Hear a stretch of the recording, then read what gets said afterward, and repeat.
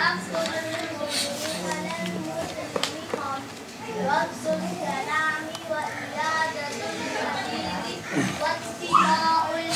हम पढ़े 9th class की केमिस्ट्री चैप्टर 5। चैप्टर 5 में सॉलिड स्टेट की बात कर रहे हैं। सॉलिड स्टेट क्या होता है?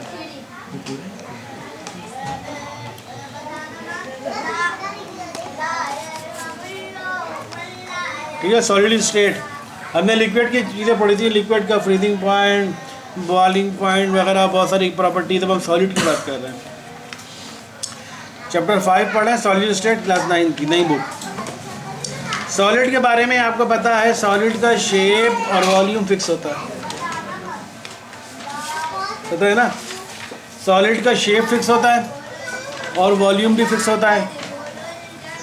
क्यों होता है? क्योंकि सॉलिड के मॉलिक्यूल्स बहुत ज़्यादा एक दूसरे के करीब होते हैं और उसमें बहुत एक्सट्रीमली क्लोज होते हैं, उनके दरमियान स्पेस ना होने के बराबर है। तो काइनेटिक मॉलिक्यूलर थ्योरी के मुताबिक इसमें सॉलिड में ये सब कैरेक्टरिस्टिक होती है। क्या कैरेक्टरिस्टिक होती है? सोले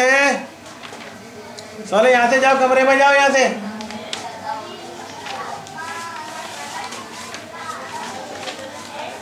सॉलिड की कैरेक्टरिस्टिक क्या है? नंबर 1, पहली कैरेक्टरिस्टिक सॉलिड की बॉडी की ये होती है, सॉलिड के जो मॉलिक्यूल्स होते हैं या एटम्स होते हैं बहुत ज़्यादा करीब करीब आपस में होते हैं, फोर्स ऑफ अट्रैक्शन बहुत ज़्यादा होती है। ठीक है, ये सबको पता है। दूसरी कैरेक्टरिस्टिक सॉलिड की ये होती है, सॉलिड के जो मॉलिक्यूल, सॉलिड बॉडी के जो मॉलिक्यूल्स के आइटम जो होते हैं वो फ्रीली मूव नहीं कर सकते। उनको बहुत थोड़ी सी स्पेस होती है जिसमें वो बस क्या कर सकते हैं? वाइब्रेट कर सकते हैं, मूव नहीं कर सकते। वाइब्रेट करने मूव करने में फ़र्क है ना। वाइब्रेट अब इस तरह मूवमेंट की ले गया, और मूव करना यहाँ से वहाँ से चले गए, वो मूव करना हो गया। तो सॉलिड के मॉलिक्यूल्स या एटम वाइब्रेट कर सकते हैं, मूव नहीं कर सकते।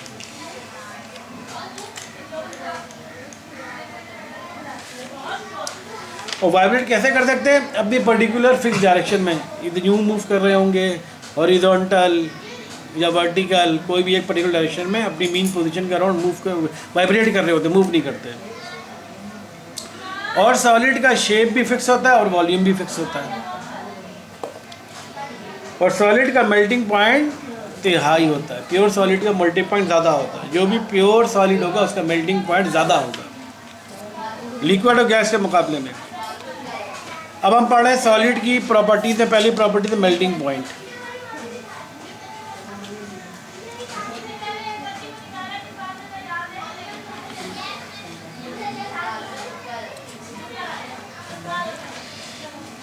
वो टेम्परेचर जिस पर सॉलिड जो है मेल्ट होना शुरू हो जाए और इक्विलिब्रियम की कंडीशन में आ जाए, यानी लिक्विड और सॉलिड दोनों की कंडीशन में इक्वल पोजीशन में आ जाए, तो ऐसी पॉइंट सा कहेगा मेल्टिंग पॉइंट। वो टेम्परेचर जब पर सॉलिड मेल्ट होना शुरू हो और मेल्ट और लिक्विड दोनों, मेल्ट और लिक्विड और सॉलिड स्टेट में मौजूद हो,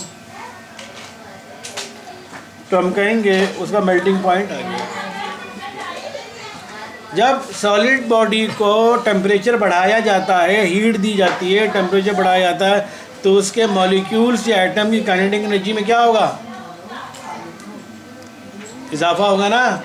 सॉलिड बॉडी को जब आप हीट दोगे, टेम्परेचर बढ़ाओगे, तो उसके मॉलिक्यूल्स या एटम में के काइनेटिक एनर्जी को जब हीट दोगे, काइनेटिक एनर्जी में इजाफा होगा। और जब सॉलिड बॉडी को कंटिन्यू हीट देते रहते हो, तो फिर क्या होता है? उसके मॉलिक्यूल्स की काइनेटिक एनर्जी में जब इजाफा हो जाता है, तो अपनी फिक्स पोजीशन जो होती है उसको छोड़ देते हैं और मोबाइल हो जाते हैं, यानी अब वो मूव करना शुरू हो जाएगी। इसका मतलब अब वो लिक्विड स्टेट में आ रहे हैं। तो ये स्टेज कहलाती है उसका मेल्टिंग पॉइंट स्टार्ट होना। ठीक है ना। जब आपने बहुत ज़्यादा हीट दी तो मॉलिक्यूल्स या सॉलिड के मॉलिक्यूल्स या उसके एटम की एनर्जी, काइनेटिक एनर्जी बहुत ज़्यादा बढ़ गई, तो पहले वो जो वाइब्रेट कर रहे थे करते करते अब वो वाइब्रेट पोजीशन छोड़ के आगे मूव करना शुरू हो जाते, काइंडली बहुत ज़्यादा बढ़ गई ना, पहले वाइब्रेट कर रहे थे अब करते करते मूव करना शुरू कर देते थे, यानी लिक्विड स्टेट में आ गए। इसकी तो प्रॉपर्टी सॉलिड का मतलब ये हुआ ना, इसकी प्रॉपर्टी इसका जिसका जो एक एटम है वो दूसरे एटम से बिल्कुल टाइटली बाउंड होता है। हाँ। तो वो फिर मूव कैसे करेगा? अब हीट दे रहे हैं ना, हीट होने पे मतलब मूव कैसे करेगा? मूव ऐसा करेगा वो लिक्विड बन जाएगा। जब लिक्विड के मॉलिक्यूल कैसे मूव करते हैं उसी तरह सॉलिड को जब हीट दोगे तो वो पहले कौन सी स्टेज में जाएगा, वो लिक्विड स्टेज में जाएगा ना, वो लिक्विड बन गया। अब लिक्विड बन गए तो जैसे लिक्विड के मॉलिक्यूल मूव करता है वैसे सॉलिड के मॉलिक्यूल मूव करना शुरू कर देंगे। और मज़ीद हीट दोगे तो लिक्विड हीट देने के बाद मज़ीद क्या आता है, वो गैस में कन्वर्ट होना शुरू हो जाता है, वेपराइज हो जाना शुरू होता है ना, गैस में कन्वर्ट होता है तो गैस में कन्वर्ट हो जाएगा। जैसे नाफ्थेलाइन या फिनाइल की गोलियाँ जो होती हैं, फिनाइल की गोलियाँ पता है ना क्या होती हैं, हमारी रज़ाइयों में, कंबलों में, लिहाफ़ों में, सर्दियों में जब सर्दियाँ जाने लगती हैं तो हम लिहाफ़ को, कंबल को जब रख देते हैं तो फिनाइल की गोलियाँ डालते हैं। वाइट कलर की गोली सबने सुनी है, देखी भी है, वो सब सॉलिड होती है ना, छूने देख रहा था कि सॉलिड चीज़ होती है। लेकिन जब आप डाल देते हो, डालने के बाद जब अगले साल जब लिहाफ़ निकालते हो दोबारा या कंबल खोलते हो तो क्या वो गोलियाँ नज़र आ रही होती हैं? असल में हम लोगों ने कभी ज़्यादा गौर नहीं किया। कभी गौर करो, जब हमारे पेरेंट्स जब गोलियाँ डाले तो क्यों डालते हैं, उसमें बू ना आए, एक तो पहली बात पड़े बू आती है कपड़े में, बू ना आए, कोई जरासीम पैदा ना हो इसीलिए डाली जाती है, कीड़े मकोड़े पैदा ना हो, कोई कीड़े न लगे, बदबू ना आए, तो उस वजह से। तो वो बहुत से सॉलिड ऐसे होते हैं जो डायरेक्ट लिक्विड में कन्वर्ट नहीं होते, डायरेक्ट गैस में कन्वर्ट हो जाते हैं। बहुत से सॉलिड ऐसे होते हैं, जैसे फिनाइल की गोली। और फिनाइल की गोली जब आप डालते हो ना लिहाफ के अंदर, कंबलों के अंदर, तो वो आप कभी गौर करो, आप उसको पहले नोट कर लो कि इस मरतबा हमने 10 फिनाइल की गोली डाली है। अब अगले साल जब खोलेंगे कंबल को तो देखना वो 10 फिनाइल की गोली जितना बड़ा साइज़ होगा ना, उसका साइज़ छोटे होते तो बिल्कुल छोटा साइज़। 22 फिनाइल की गोली फर्स्ट बार 10 डाली थी, उसमें तुम्हें 7 फिनाइल की गोली मिलेगी, 3 गायब हो चुकी होगी।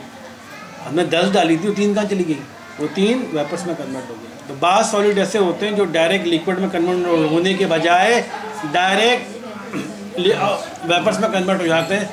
ठीक है, तो क्या हुआ है, आप लिहाफ के अंदर बंद थी ना, वो 1 साल से किसी चीज़ को लिहाफ के अंदर बंद कर दो तो हीट मिलेगी उसको, हीट मिलेगी। जब हीट मिलेगी तो क्या होगा, हीट मिलने उसका मेल्ट होना शुरू होगी। लेकिन चूँकि ये फिनाइल की गोलियाँ मेल्ट नहीं होती तो वो क्या होता है, वो डायरेक्ट मेल्ट होने के बाद डायरेक्ट उसको जब हीट मिलती है 1 साल तक बंद, तो यहाँ पर हीट तो कितनी मिलेगी उसको, तो जब उसकी हीट मिलती है वो डायरेक्ट वो लिक्विड के बजाय डायरेक्ट वेपर्स में कन्वर्ट हो जाती है। तो बहुत सी फिनाइल की गोलियाँ जो होती हैं वो गायब हो जाती हैं, पूरी लिक्विड पूरी एयर में कन्वर्ट हो जाती हैं और बहुत का साइज़ छोटा हो जाता है। तो जब अगले साल जब खोलोगे तो आप देखोगे फिनाइल की गोली की साइज़ इतनी बड़ी फिनाइल की गोली डाली तो बिल्कुल छोटा सा रह जाएगा, तस्बीह के दाने के बराबर हो जाता है। तो ख़त्म नहीं होता, ख़त्म भी बात को ख़त्म भी होती है, डिपेंड करता है ना, बात ख़त्म, बात बिल्कुल गायब हो, बिल्कुल ख़त्म हो जाएंगे, बात का साइज़ छोटा हो जाएगा। ठीक है, इस तरह होता है। तो ये है सॉलिड की मेल्टिंग पॉइंट की प्रॉपर्टी। अब ये बता रहा है, देखो टेबल बोला है सॉलिड, उसका मेल्टिंग पॉइंट। शुगर भी एक सॉलिड है, उसका मेल्टिंग पॉइंट होता है 185 डिग्री सेंटीग्रेड पर वो लिक्विड में कन्वर्ट हो जाती है, यानी मेल्ट हो जाना शुरू होती है। चॉकलेट 36 डिग्री सेंटीग्रेड पर मेल्ट होना शुरू हो जाती है। मरकरी -38.83 पर वो पिघलना शुरू हो जाती है। मरकरी जो हमारे थर्मामीटर में होता है, थर्मामीटर में मरकरी घूम रहा होता है ना, वो -38 डिग्री सेंटीग्रेड पर वो मेल्ट होना शुरू हो जाता है। माइनस का मतलब क्या, वो फ्रीजिंग पॉइंट नहीं है, यानी बेसिकली -38 से पहले -36 डिग्री सेंटीग्रेड पर वो फ्रीज होता है, -36 डिग्री सेंटीग्रेड पर वो फ्रीज होता है। और -37 पर, -38 पर टेम्परेचर बढ़ा दिया आपने, ठीक है, तो वो बल्कि यूँ समझो -38 नहीं बल्कि -39 पर, 0.8 थी तो छोड़ ही दो, -38 के बाद 39 -39 पर वो फ्रीज हो जाता है। अब आप टेम्परेचर दे रहे हो तो मतलब आप बढ़ा रहे हो, तो बढ़ाने का मतलब क्या होगा, -39 से कम पे आओगे, -38 पर आओगे, -38 पर वो लिक्विड में कन्वर्ट हो जाएगा। समझ आ रही है भाई। जब पॉजिटिव में वैल्यू लेते हैं तो टेम्परेचर बढ़ाते हैं, नेगेटिव में वैल्यू लेते हैं तो क्या हुआ, कम हो जाते हैं। -38 बढ़ा है, -38 पर ज़्यादा ठंडक होगी या -39 पर, -39 पर ज़्यादा ठंडक होगी ना, जितना माइनस में बढ़ाते जाओगे ठंडक उतनी बढ़ती जाएगी। ये तो माइनस में ना, हाँ ना, तो फिर फ्रीज ना होगा क्या? फ्रीज तो हुआ है, -39 पर वो फ्रीज हो जाता है। कौन, मरकरी। अब आप टेम्परेचर बढ़ा रहे हो तो बढ़ाने का मतलब क्या हुआ, -38 करोगे, तो आप थर्मामीटर की बात करें, थर्मामीटर है। नॉर्मल बॉडी टेम्परेचर जो होता है ह्यूमन का 37 डिग्री होता है। हाँ। और जब हम थर्मामीटर लगाते हैं तो उसका मर्क्यूरी होता है वो सीधा ऊपर की तरफ जाता है, जैसे 101 पे जाता है, 102 पे चला जाता है। तो उसका मतलब यही हुआ ना, उससे हीट मिल रही होती है, तो हीट मिलती है तो आगे मूव करना शुरू हो जाता है।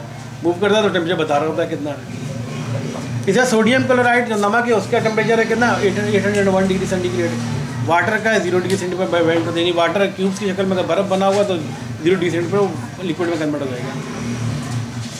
ठीक है, ये हो गया मेल्टिंग पॉइंट ऑफ सॉलिड। ठीक है, अच्छा दूसरा ये कि वो आपको ये बताना था कि अब इन लोगों का ना 9th वालों को मैंने पहले पढ़ाना शुरू कर दिया।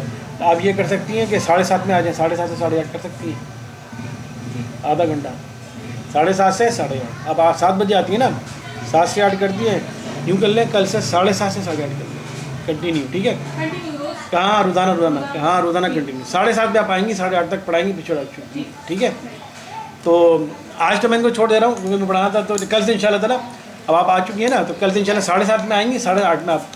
ठीक है, तो मैं भी क्लोज़ कर रहा हूँ। ठीक है, तो आपका केमिस्ट्री में यही कि सॉलिड स्टेट की प्रॉपर्टी, फिजिकल प्रॉपर्टी और सॉलिड स्टेट की प्रॉपर्टी, मेल्टिंग पॉइंट सिर्फ मैं पढ़ा के यहाँ पर क्लोज़ कर रहा हूँ। ठीक है, मेल्टिंग पॉइंट आपको याद करना है।